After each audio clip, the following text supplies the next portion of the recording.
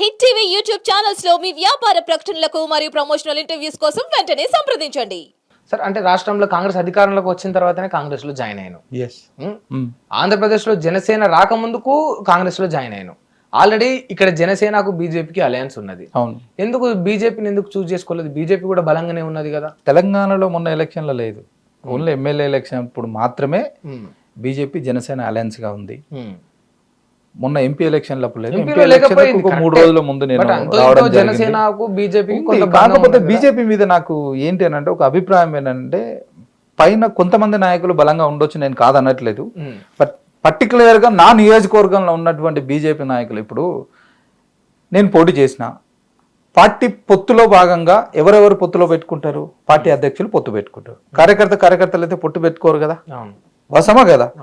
మరి పార్టీ నరేంద్ర మోడీ గారు, తర్వాత అమిత్ షా గారు, పవన్ కళ్యాణ్ గారు, కిషన్ రెడ్డి గారు ఇలాంటి వ్యక్తులు పొత్తు పెట్టుకున్నప్పుడు పొత్తు ధర్మం, నేను జనసేన బీజేపీ అలయన్స్లో టికెట్ తెచ్చుకున్నప్పుడు నాకు వచ్చి పూర్తి స్థాయిలో మద్దతు ఇవ్వాల్సిన బాధ్యత బీజేపీ నాయకులది ఉంది.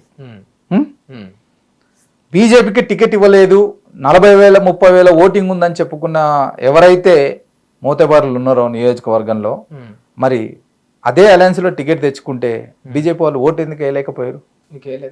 ఎక్కడ వేసారు? వేస్తే నాకు 2,000 ఎందుకు వస్తాయి? ఈరోజు 2,000 ఓట్లు కూడా జెన్యున్గా జనసేన పార్టీ నాతో పాటు పార్టీ నమ్మిన ఎవరైతే ఉన్నారో వాళ్ళు మాత్రం వేసినటువంటి ఓటింగ్ అప్పుడు నాకు వచ్చింది. అంటే ఇప్పుడు మరి బీజేపీ పార్టీ కేవలం లక్ష్మణ్ ను మోసం చేసిందా, మొత్తం జనసేన పార్టీని మోసం చేసింది? పార్టీనే మోసం చేసింది.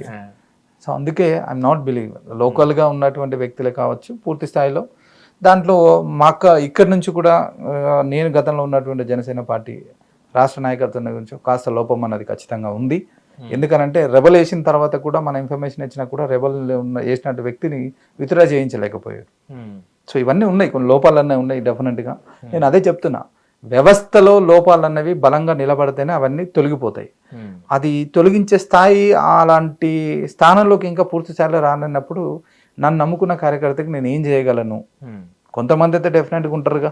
ఇప్పుడు 100 మంది లేకపోయినా 100 మంది కార్యకర్తల్లో 10 మంది 20 మంది అయినా నన్ను నమ్ముకొని ఉంటారు డెఫినెట్గా వాళ్ళ కుటుంబం. ఎందుకంటే ఒక రాజకీయ పార్టీ మీటింగ్కి ఉదయాన్నే లేచి కుటుంబాన్ని మొత్తం వదిలేసి నా దగ్గరకు వస్తున్నారంటే రేపు నా కొడుకుకి ఏదైనా జరిగినా, నా కుటుంబానికి ఏదైనా అన్న ఆసరగా ఉంటాడని ఒక ధైర్యం.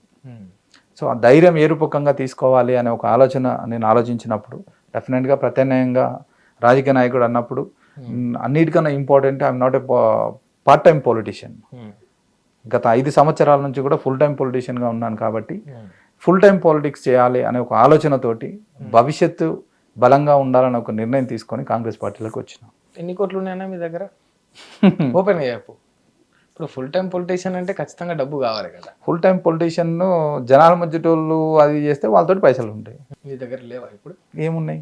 ఏం లేవా అన్న? ఏం లేవు. సుమారు ఎన్ని ఉంటాయో చెప్పరాదన్న? ఏం లేదు నా దగ్గర. నేను పార్టీలో జనసేన పార్టీలో అడుగుపెట్టినప్పుడు కూడా నా దగ్గర ఏం లేదు. ఈ రోజు నా దగ్గర ఏం లేదు. కాకపోతే నా దగ్గర ధైర్యం ఒకటి బలంగా ఉంది. 10 మందికి అన్నం పెట్టాలన్నా, 2 కార్లు వేసుకొని తిరగాలన్నా, డీజిల్ కావాలన్నా వస్తుంది. నేనేం చెప్తున్నా, ఇప్పుడు నమ్మకం ఉంది.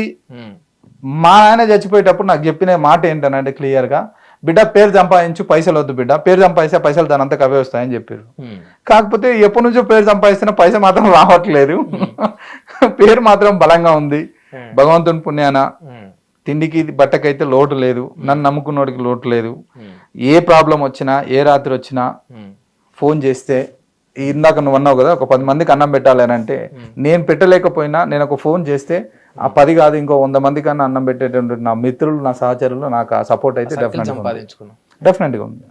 అలాంటి సర్కిల్ అయితే ఉంది. సరే, మీ నాన్న అంటే చెప్పిండి నీకు డబ్బులు సంపాదించకు, పేరు సంపాదించుకుంటే డబ్బులు దానంతలు అదే వస్తాయని. గతంలో మీ అమ్మ కూడా చెప్పినట్టున్నది మేబీ నీతోటి, అన్నను వదిలిపెట్టకు, అన్నకు తోడుండని. డెఫినెట్గా. అందుకే నాన్న చెప్పిన మాటను పాటిస్తున్నావు, మరి అమ్మ చెప్పిన మాటను ఎందుకన్నా మర్చిపోయాను? నేను అందుకోసమే నేనేమంటున్నా, ఏపీలో పార్టీ వదిలేటువంటి నాయకులు రకరకాలుగా పవన్ కళ్యాణ్ గారిని దూషించారు. నేను రిజైన్ చేసి నా యొక్క పార్టీ ప్రాథమిక సభ్యత్వానికి నేను పూర్తి స్థాయిలో నా సభ్యత్వానికి ఆ యొక్క నాకున్నటువంటి పదవులకన్నీ కూడా నేను రాజీనామా చేస్తున్నానని చెప్పేసి నేను సైలెంట్గా బయటకు వచ్చిన. నేను ఎక్కడ కూడా విమర్శించలేదు. ఎందుకంటే విమర్శించేటటువంటి స్థానం నాది కాదని నేను బలంగా నమ్ముతా పవన్ కళ్యాణ్ గారిని. ఆయనను విమర్శించేటటువంటి స్థానం నాది కాదు డెఫినెట్గా 100% ఆ విషయంలో.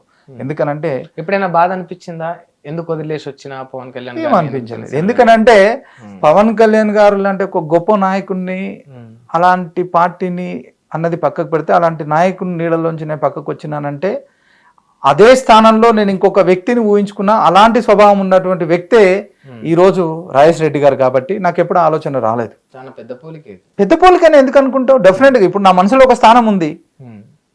నా మనసులో ఇప్పుడు నీ పైన ఒక ఒపీనియన్ అన్నది నా నిర్ణయం, అది ఇంకొకటి చెప్తేనే నా నిర్ణయం పెట్టుకుంటాను అనుకుంటే అది తప్పు. నేను పవన్ కళ్యాణ్ గారి దగ్గరికి వెళ్ళినప్పుడు నన్ను ఏ రకంగా రిసీవ్ చేసుకొని లక్ష్మణ్ ఏంటి సంగతులు అని చెప్పేసి అన్నంత ఆ యొక్క స్వభావము, ఆ యొక్క ఏదైతే సాన్నిహిత్యం మా మధ్యన ఉన్నదో ఈ రోజు రాజేష్ రెడ్డి గారి దగ్గర కూడా నాకు అదే బాండింగ్ ఉంది. సో నాకు ఎక్కడ కూడా లోపం అన్నది నాకేం కనిపించలేదు డెఫినెట్గా.